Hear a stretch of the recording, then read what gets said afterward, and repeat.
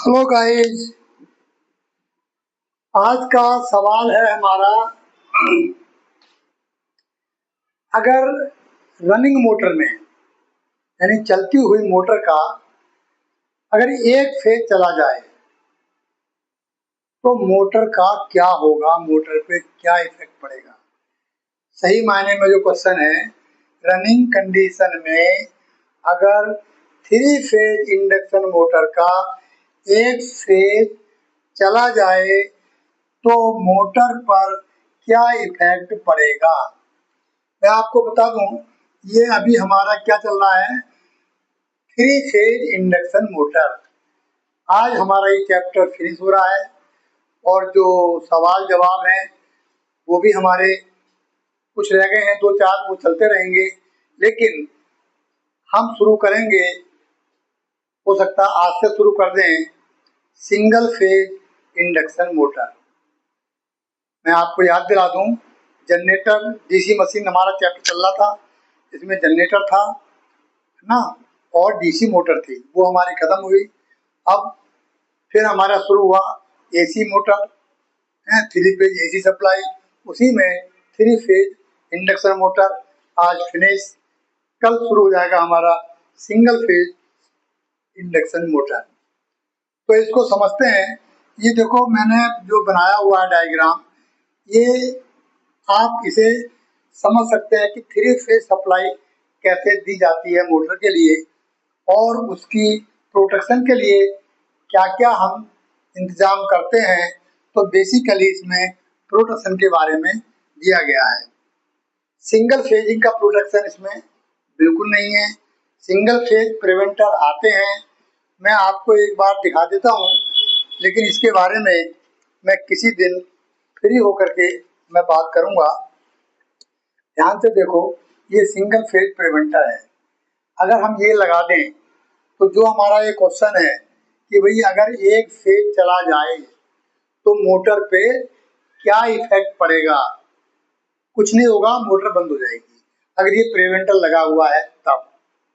Otherwise अगर ये preventer लगा हुआ नहीं है तो तब क्या होगा, तब ये होगा, जो हमारी मोटर है वो नॉर्मल लोड भी नहीं ले सकती, ठीक है, और नो लोड पर भी वो अपने फुल आरपीएम, तो खैर क्या 50% आरपीएम भी नहीं ले सकती। और अगर उसे आप ज्यादा देर चलाते हैं तो मोटर आपकी जल भी सकती है, ठीक है। तो मुझे लग रहा है कि आपको आंसर मिल गया होगा। रनिंग कंडीशन में अगर थ्री फेज इंडक्शन मोटर का एक फेज चला जाए तो मोटर पर क्या इफेक्ट पड़ेगा। मोटर नो लोड पे भी स्पीड नहीं पकड़ेगी, अपने फुल आरपीएम नहीं ले सकती, लोड तो बहुत दूर की बात है, और मोटर में से एक साउंड आएगी घू घू करने की, ठीक है। आप समझ जाना सिंगल फेजिंग हो चुकी है। हाँ, इसी प्रॉब्लम को आम भाषा में लोग सिंगल फेजिंग भी बोलते हैं।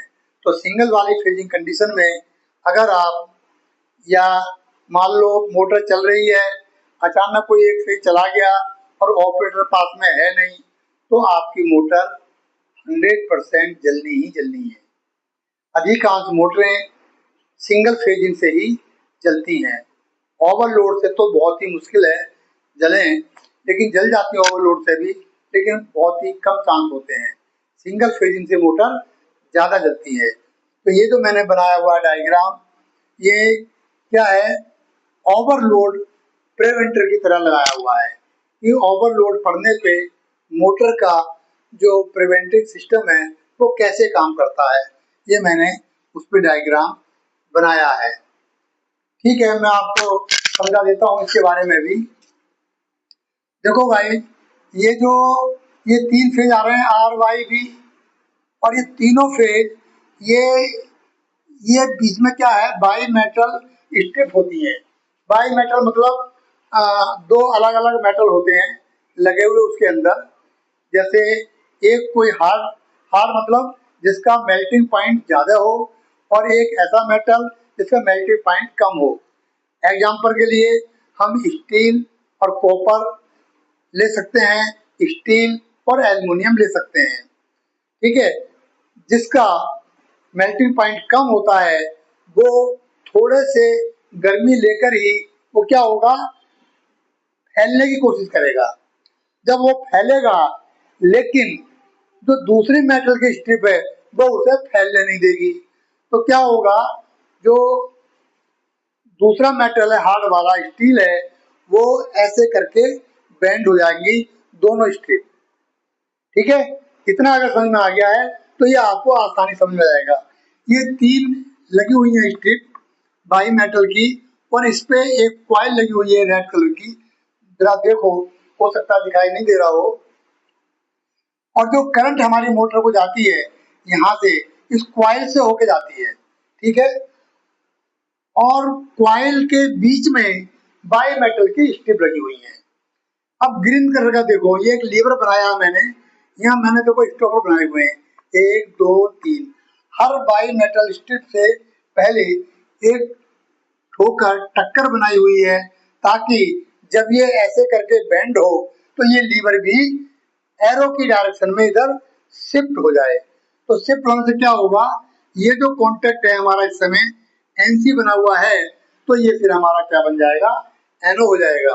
और ये देखो ध्यान से, ये जो फेज बी है, बी से और इस पॉइंट से होती हुई सप्लाई गई है कॉन्टेक्टर की कॉइल के A1 टर्मिनल पे देखो।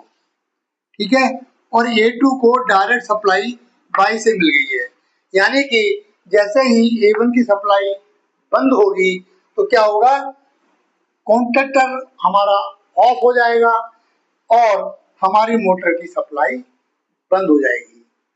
तो ये क्या था हमारा, ये था हमारा जो प्रिवेंटिंग होती है, इसको प्रिवेंट कैसे करते हैं, इसको सुरक्षा कैसे मिलती है, ये उसके ऊपर एक डायग्राम बनाया था, मैंने आपको भी एक्सप्लेन कर दिया।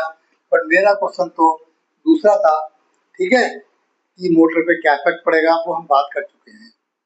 अब हम शुरू करते हैं आज से सिंगल फेज इंडक्शन मोटर, उसका अब तो इंतजार करें आप। ठीक है, और अगर आप हमारी वीडियो देखते हैं तो बहुत बहुत धन्यवाद।